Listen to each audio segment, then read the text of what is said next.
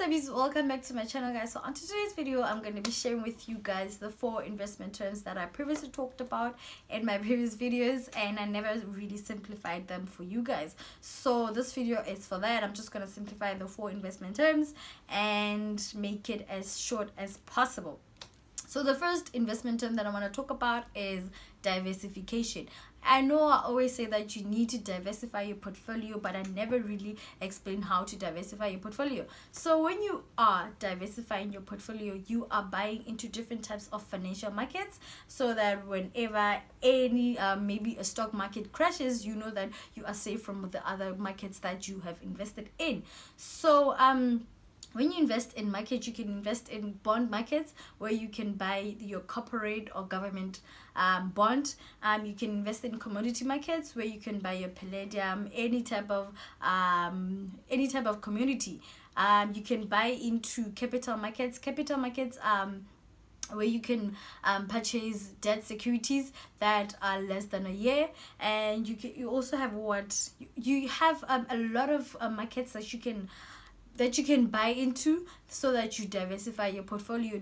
You know that when a stock market crashes, you know that you are left with other markets that you have invested in. So this is reducing the risk of losing your money. It's not entirely taking out the risk, but it's reducing the risk of you losing your money. So that's what diversification means. It means that if the stock market crashes, you know that you still have your bonds, you still have your commodities, you still have your cash equivalents. So that's what diversification means. I hope that I simplified it really well. So the second investment term is liquidation. So liquidations in economics or finance, it simply means that when a business goes bankrupt, it needs to go and cash in its assets. But in investment terms, it means that you have to cash in your assets, but it doesn't mean that you are broke or your company is bankrupt or whatsoever. It just means that you cashing in your assets, maybe because you put a period that after 5 years you're gonna sell your shares. That's what liquidation means, that you're cashing in the assets, your securities that you have. So when a company has a high liquidity, it's a company that many people want to buy into, so the spreadsheet is always so the spreadsheet is always high, because there's people that are buying, there's people that are selling. So that is a company that has a high liquidity, because there are people who are always wanting to buy it. So when a company has a high liquidity, it means that you can easily cash in your assets, your securities, your shares. So that's what it means. So when a company has a low liquidity, when you're investing in real estate market, a real estate is one example that shows a low liquidity.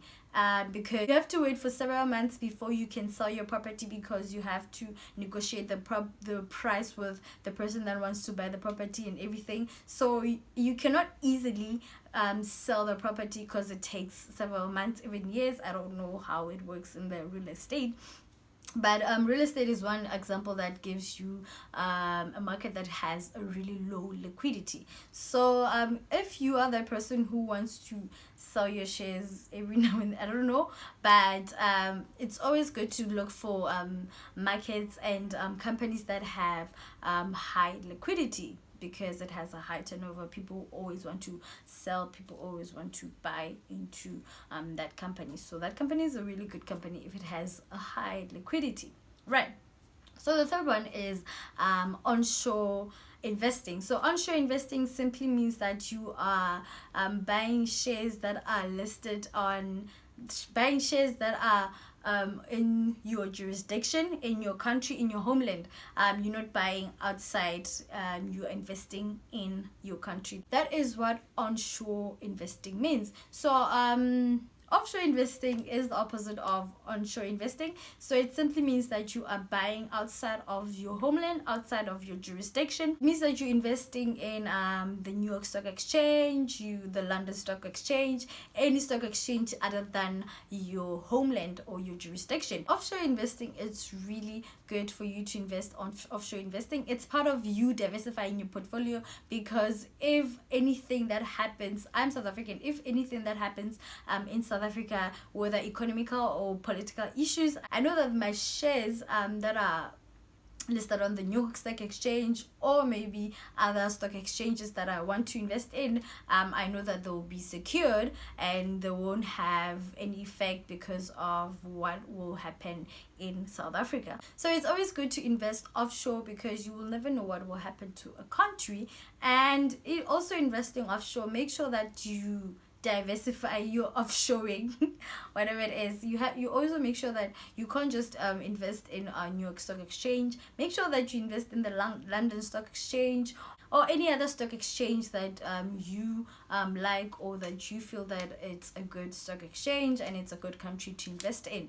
And offshore investing can mean that you are saving your money. You have a bank account that is an international bank account where you save your money in another country. People usually do that to countries that usually have really low tax rates. Countries like the Cayman Islands, the Bahamas, Hong Kong also has a really low tax rate. So people save money in those countries because they know that they're avoiding tax, but they're not evading tax. So avoiding tax is legal, but evading tax, it's illegal.